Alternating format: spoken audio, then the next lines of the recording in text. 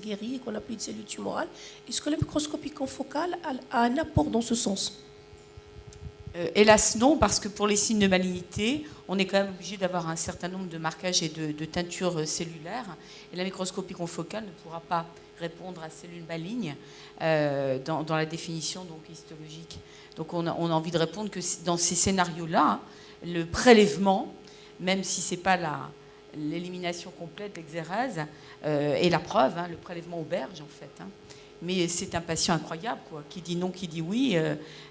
C'est rare qu'on n'impose pas sa loi en la matière.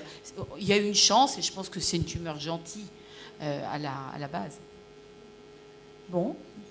Quel est le programme, chef?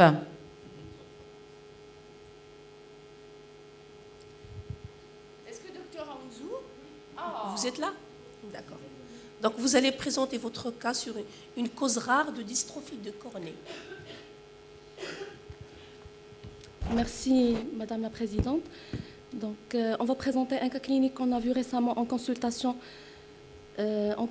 spécialisée de cornée.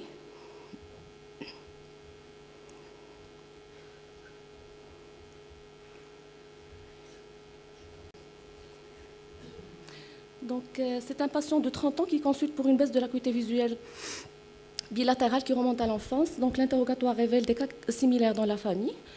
L'examen ophtalmologique trouve une acuité visuelle qui est limitée au compte les doigts au niveau des deux yeux, avec des opacités blanchâtres occupant toute la cornée et une ulcération au niveau de l'œil droit. Donc, l'examen général trouve une kératodermie palmoplantaire bilatérale, sans autres signes d'atteinte systémique, notamment neurologique ou retard mental. Donc, on a réalisé un examen biologique à base de dosage de tyrosinémie sanguine qui est revenu très élevé, avec un dosage de tyrosine urinaire qui est également élevé. Donc, devant ce tableau clinique, on a retenu ce qu'on appelle la tyrosinémie cutanéo-oculaire de type 2, ou le syndrome de Richner-Hanhart. Donc, il existe 3 types de tyrosinémie, donc selon le type d'enzyme mutée, et de sévérité variable, le type 1 étant le plus sévère, associant une insuffisance rénale avec des carcinomes hépatocellulaires. Donc, pour la tyrosinémie de type 2, donc pour la tyrosinémie de type 2, donc c'est un déficit en tyrosine, tyrosine 2, donc qui va transformer la tyrosine en hydrophénylpyruvate.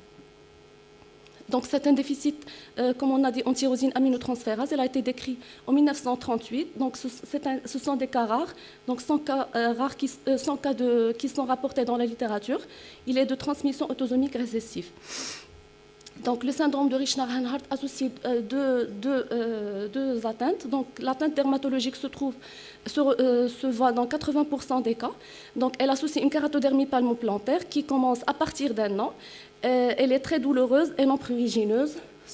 En ce qui concerne l'atteinte ophtalmologique, elle est retrouvée dans 75% des cas. Donc elle associe des douleurs avec rougeur au cours des premiers mois de vie. Donc à un stade avancé, on assiste à des ulcérations pseudo-herpétiformes. Ce sont des enfants qui sont traités à tort pour des kératites herpétiques. Donc par la suite, on voit des opacités annulaires blanchâtres dues au dépôt de cristaux de tyrosine. Donc le retard mental n'est pas constant. Donc l'atteinte ophtalmologique, l'atteinte cornéenne constitue un paramètre de surveillance de l'efficacité du régime. En cas de diagnostic tardif, malheureusement, ces opacités entraînent une baisse de l'acuité visuelle qui est très importante et qui nécessite des greffes de cornée.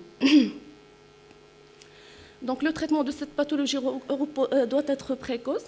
Il repose sur un régime restrictif, pauvre en phénylalalanine et en tyrosine.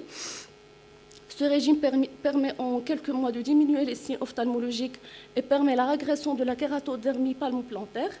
Et à long terme, il permet de normaliser la tyrosinémie et de prévenir les séquelles ophtalmologiques ainsi que le retard mental. Donc voici une liste de régimes qui est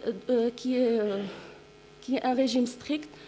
Donc il faut une éviction de à peu près tous les... Donc ils peuvent manger quelques fruits et quelques légumes. Donc surtout pas de viande, pas de protéines.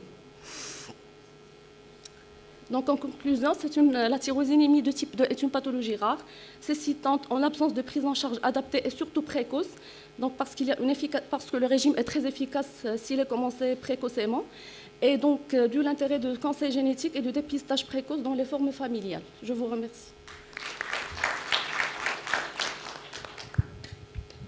Et là, donc, c'était en l'occurrence, toute la famille a été typée, en fait. Vous avez...